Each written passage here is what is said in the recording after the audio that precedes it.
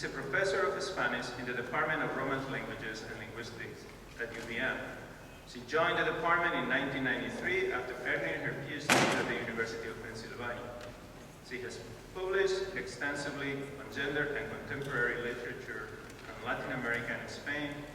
Her research includes investigations of women, technology, and their representation at the turn of the 20th century, as well as the connections with the current turn of the millennium. From 2007 to 2011, she served the prestigious International Organization of Hispanic Women in the Humanities as its vice president and then as their president. Most recently, she was chosen as one of the recipients of UVM's 2013 Krepesh Maurice Excellence in Teaching Award. Please join me in welcoming our speaker, Professor of Spanish, Tina Escaja.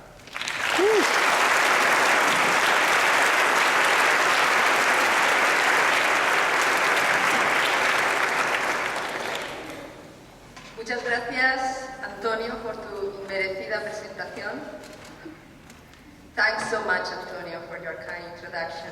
It is definitely an honor for me to be guest speaker at this extraordinary ceremony, a ritual that celebrates years of hard work, amazing talent, outstanding accomplishments, voracious curiosity, and unflinching smiles. Yes, smiles. I still remember and treasure some of these special moments, a sudden spark of light in my students' eyes when grabbed by a particular reading of a verse by Pablo Neruda, or when they were awkwardly confronted with an interpretation of alienation by Argentinian Osvaldo Dragun. Yes, indeed. As Dragun states, you can be transformed into a dog. Yes, a dog. Yes, if you don't question conformity, if you don't break the staff of Bernarda Alba, the staff that is the symbol of inequality and oppression in a play by Federico García Lorca. And these students shine with discovery and recognition and smile, and question these readings as well. No, I don't think so, they say to me. I think otherwise. This path into thinking critically is at the heart of a journey of knowledge and self-discovery that in this context started for most of you 4 years ago here at UVM. Regardless of what you study, regardless of theoretical pragmatisms of your respective fields, the reality is that all these years of hard work made you bigger, made you stronger, made you know and believe in yourselves, made you ready to break that stuff, to question conformity, to contribute to a world of wonder and justice. Despite uncertainties and struggles of the so-called millennial generation, which is a branding to question like any other, but that I see as a generation of creative, responsible, educated, skeptical young people in the best possible way, despite all challenges, the reality is that you made it, and you made it big. And that greatness will help you endure and surmount the uncertainty and the struggle.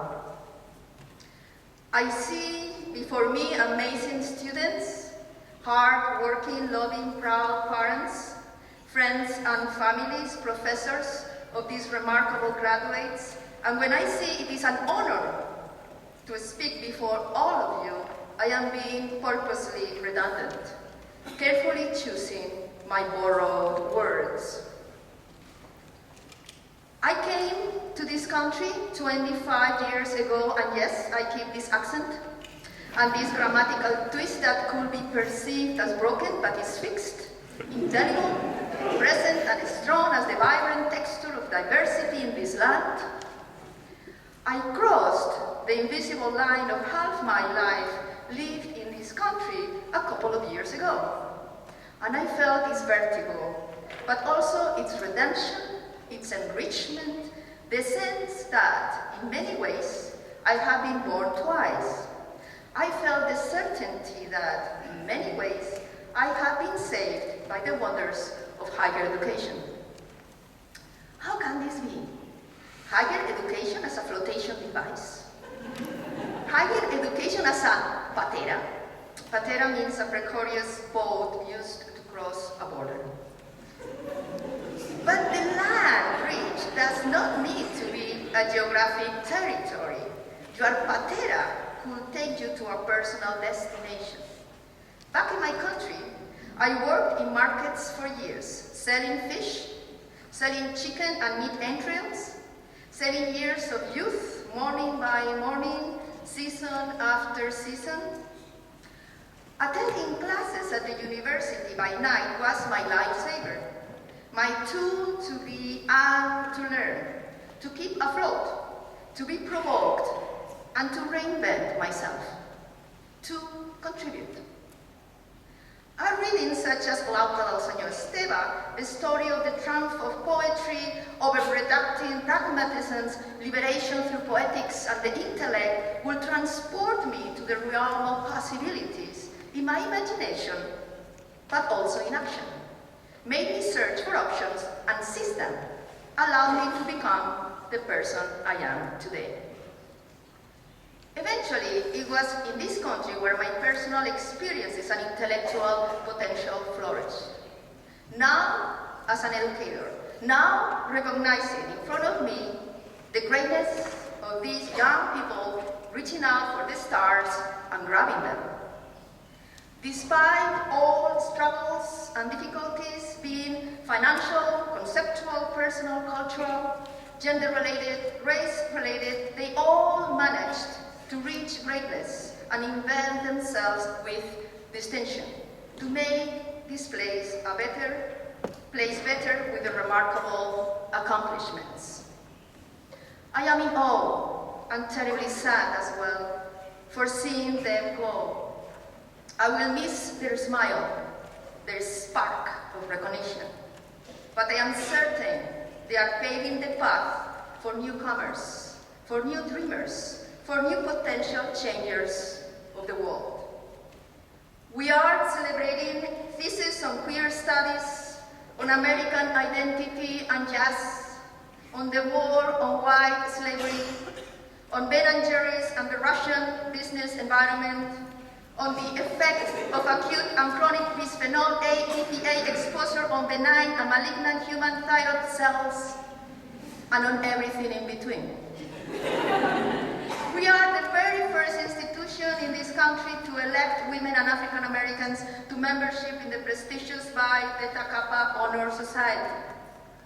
We have a speaker today with a thick accent who is in the first generation in her family to graduate from high school, from college, with a PhD, a speaker who is the first generation of women in her family ever reaching elementary school, ever reaching the stars.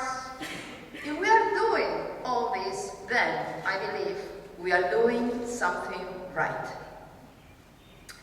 This patera journey, formation into transformation, identity shift through honors in higher education, is described by one of our honorees, Sam Turner Mitchell, or Tio Sam, as he liked to be called in my Spanish classes.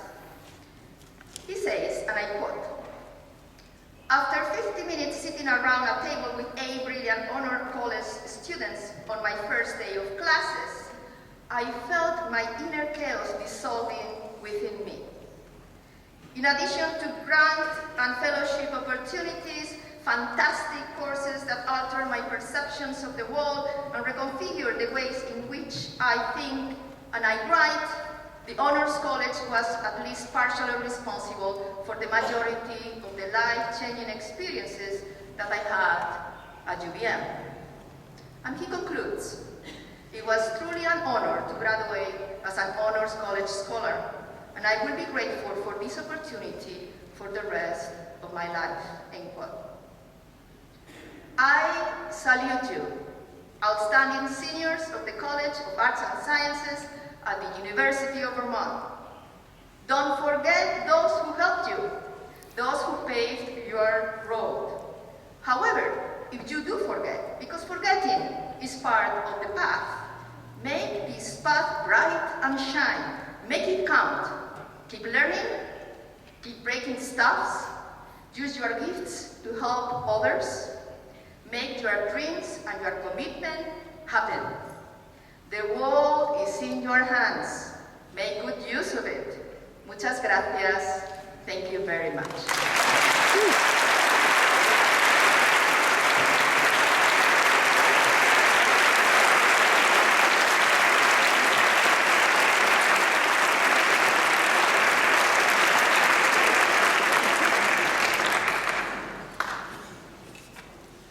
Gracias, Tina. Thank you. I don't think you have an accent.